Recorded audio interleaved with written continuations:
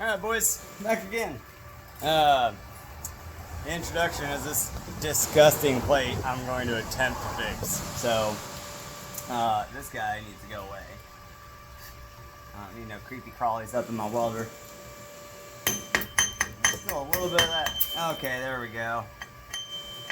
Yep, definitely got a little bit of crap still left in here. I got this Art Captain machine up to 115. It's a 200 amp. It has hot start and stuff, but to be perfectly honest, I haven't really had to mess with it. I'm using some crappy old 7018 that I've had laying around, not in an oven, not taken care of really. It's just been in its waterproof case, so I'm testing that as well. I was attempting to do some big 532 rods, and I don't think this plate is thick enough to take that amount of heat. I have some 1-inch tests coming to do, so I might be able to figure it out with those or not. I'm not sure yet. I like to experiment, and this is my shop. This is what I do. So I'm playing around. I'm going to grab some 1/8 inch. I thought about doing 332, but I felt like that was kind of cheating. Let me know if it is. Let me know if it isn't.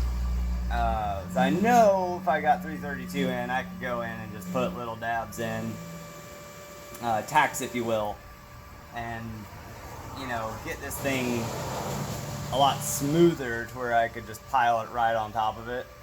But I think I'm gonna try to use the thick boys and see if I have any success or not. 115, 110 is pretty much normal for 1/8 inch. These little Chinesium machines, everybody says they tend to run a little hot, so it might be around 120, even though the machine says 115.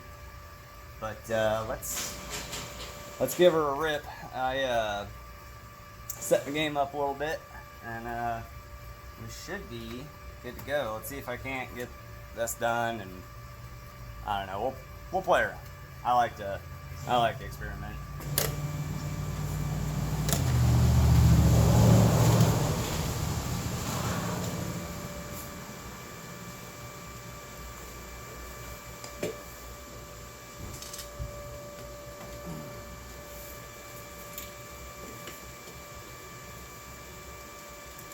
Obviously, you want to do this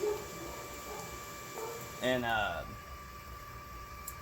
the minimal amount of passes to be able to do it, but I'm addressing some nightmares here, so this isn't a registered weld test or anything. I am gonna have a guy cut and bend it because he lives 10 minutes down the road and he's a really good dude.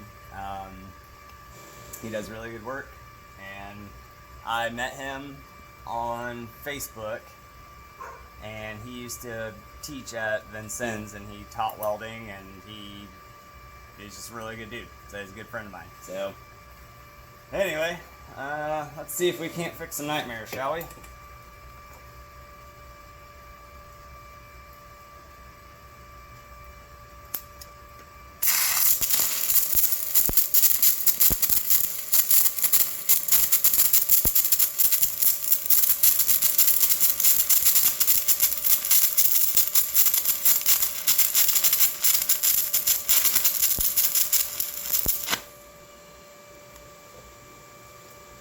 Bad.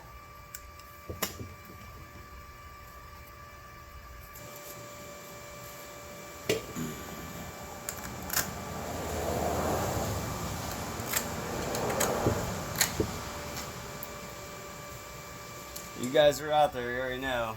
Always have to clean that tip on the 7018. That has been the best welding tip I learned. Was just literally cleaning the tip off, because I had a nightmare in class just trying to fucking get by, and I didn't know what was wrong. And I watched a Tim Weld's video, and he's like, yeah, just clean the tip of it and you're good. You can also, I'll do it real quick in a second, when you come out, just give this thing a good whip and it'll pour right out of there. What do you think?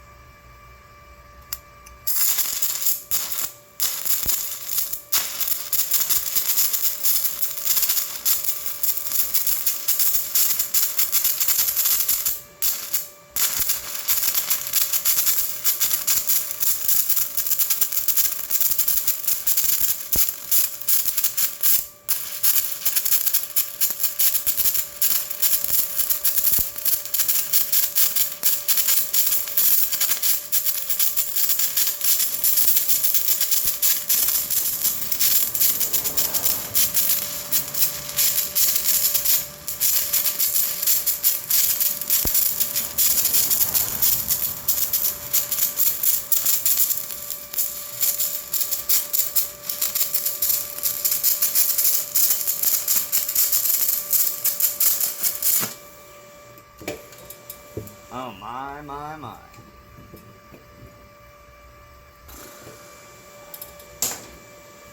Alright, that was rod 1.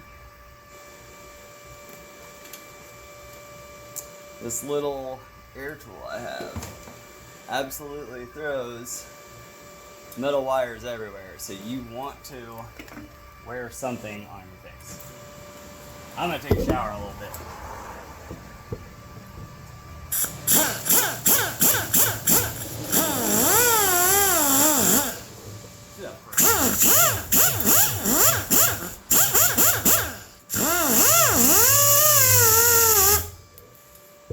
Alright, now I gotta go and do the middle.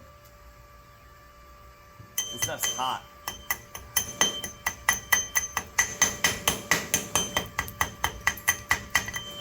There we go. I wonder if I could come up 5. Let's try that. Whew. Alright, there we go.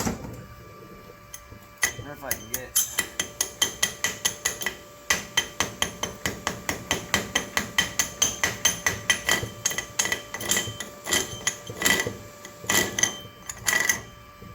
if I can get up in here, get up in here, and come back to the bottom, and move around.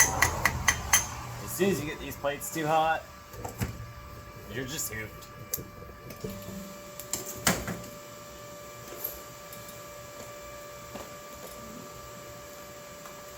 Grab me another rod.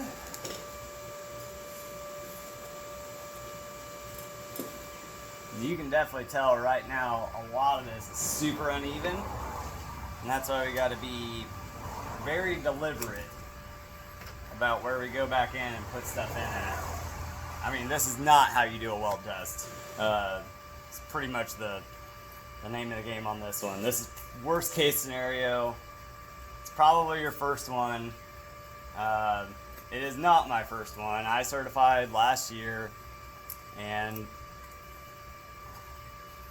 this is the only time you do this. Maybe if you were working like iron workers or something like that, you know, you'll probably get into some big fills. But this is pretty much exclusively welding school. Once you get out in the field, the world does not look like this. This is a baseline for certification to basically make sure you can follow rules, you can follow procedures. That's not what happened here. I can do it. I've done it before. My next one, I think I'm going to do a 70-14 just to let you guys kind of know other stuff that's out there just a little bit. But I think I'm going to come up this right side and blend it in as much as I can. And I'll probably let it cool and grab a snack, and then I'll do the other side, and we'll go from there. What do you think?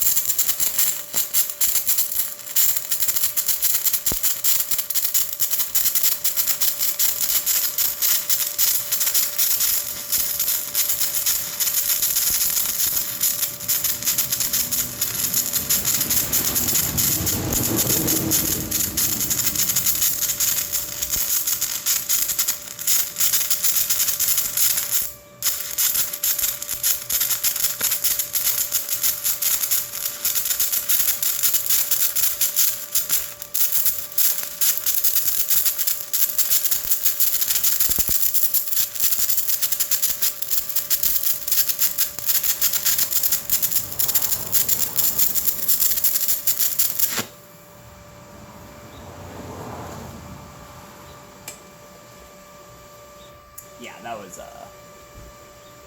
went way better. Still really uneven. Not all of that is okay, but this is kind of what the world actually looks like when some guy did something dumb and is begging and borrowing to get you over there to fix his stuff, and he can't even tell you what the problem is.